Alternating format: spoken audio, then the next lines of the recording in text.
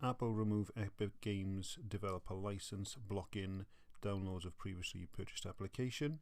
iOS 13.7 developer beta 1 drops focusing on exposure notifications. More Apple news and rumours, including an apps gone free special. Here's today's tech news.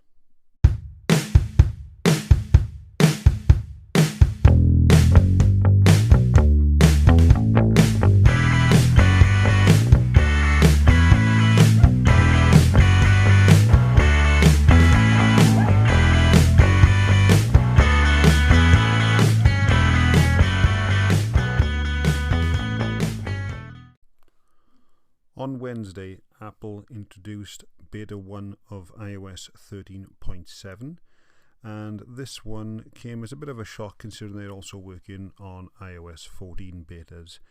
But Apple's actually main focus of the 13.7 is to do with exposure notifications for the COVID-19 tracing.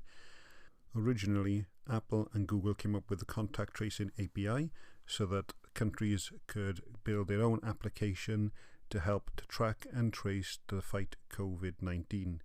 A lot of countries actually didn't bother to go ahead with this API, including the UK, who started to develop their own version, but after a while and millions of pounds wasted, they actually scrapped their plans and are now looking into using the API. However, Apple and Google are now pushing into the second phase, which lets users be able to use the notification feature where they can get notified if they've been in contact with someone with COVID-19, so they can isolate themselves and get themselves tested without having to have an official app installed on a device. However, without the official app, they won't be able to report that they have COVID-19. However, there is a little caveat here. Users do need to be in a country that does support the track and trace. So countries like the UK at the moment are not going to be covered under this. But it is a step forward, and we hope that other countries, including the UK, will adapt this quickly so that users can be notified if they are at risk of being in contact with someone with COVID-19.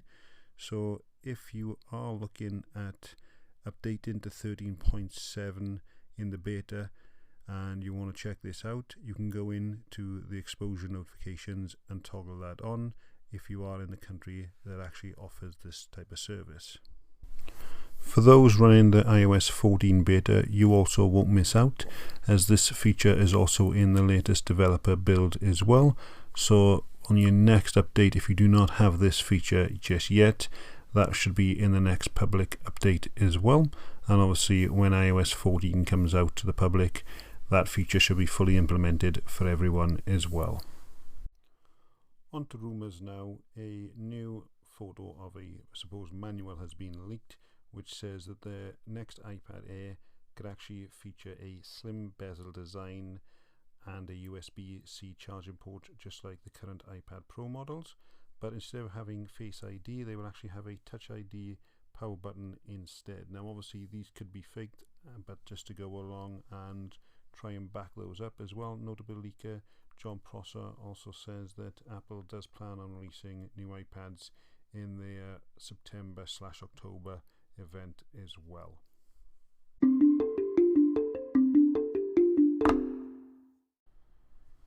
Today's episode is sponsored by Private Internet Access.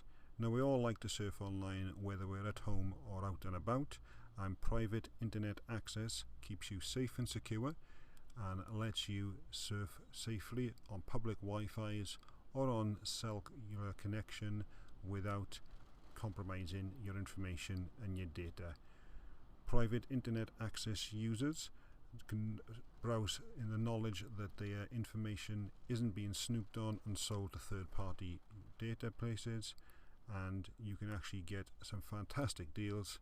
So just head to geekscorner.co.uk/VPN to get some of the best deals today. Thanks Private Internet Access for sponsoring today's episode.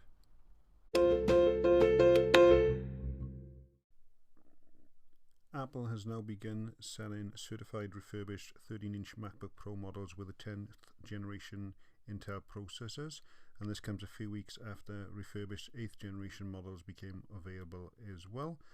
Apple refurbished store currently has 2 GHz quad-core i5 and 2.3 GHz quad-core i7 configurations available in both space grey and silver in the US and Canada, with price discounted by around 15% compared to the brand new models. The refurbished MacBook Pro also comes with Apple's standard 1-year warranty, which can also be extended to 3 years with AppleCare Plus for just $269 as well. And we've used the refurbished store personally for iPad Pros, and apart from coming in a plain white box instead of a box with a colour of an iPad on the front, I gotta say this thing is immaculate.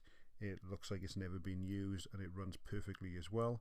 And knowing that it comes with the year standard warranty as well, I am more than happy with using the refurbished store. So if you are looking to save some money, definitely check that out. And I thought I'd throw this one in today. Nightcam is a night mode camera application.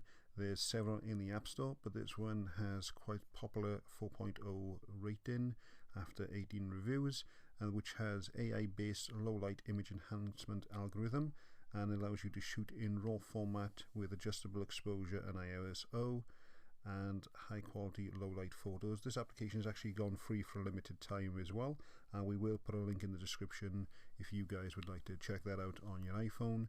We've used night mode cameras previously, and they are actually really good if you want to check that out. The battle between Epic and Apple is obviously going to be ongoing for quite some time, and we're expecting to see some fallout for that, and news come quite regularly. Now, in our last episode we mentioned how a judge has ruled that Apple could remove Fortnite from the App Store, but they couldn't remove Epic's developer account for their Unreal Engine. Now, Apple has continued to keep that account going. However, they have shut down the developer account for Fortnite, which Epic Games was using, and Apple did actually notify Epic that they would do that if they hadn't removed the in-app purchase option. Now, obviously, just like previously, we are seeing a lot of mixed reviews from consumers on this, but my side of this personally is, one, I am not a games player, so it doesn't really affect me, but Epic Games has breached a contract with Apple over the 30%. We are seeing news that Fortnite had contacted Tim Cook to try and get a more favourable deal, even though Cook refused, so Epic decided they were going to actually breach the contract. So it's no real surprise that Apple actually pulled Fortnite from the App Store. And also as well, Epic still pays a 30% commission charge to other games console designers as well, and the argument is that basically smartphones are an everyday essential these days, so they shouldn't have to pay that 30%. They should be able to pay a much lower charge and fee, which basically means that they're happy to pay 30% to some companies, but not everyone, like Apple.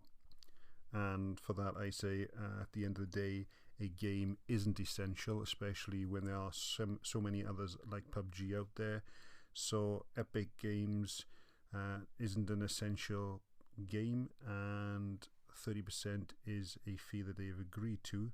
So personally, I think that even when this does go to court, if it does go that far where one of them backing down, I don't personally see a judge ruling that Apple has to give them more favourable terms. They may say overall Apple needs to lower their charge, but at the end of the day, it's their platform, it's their store. They can charge what they want.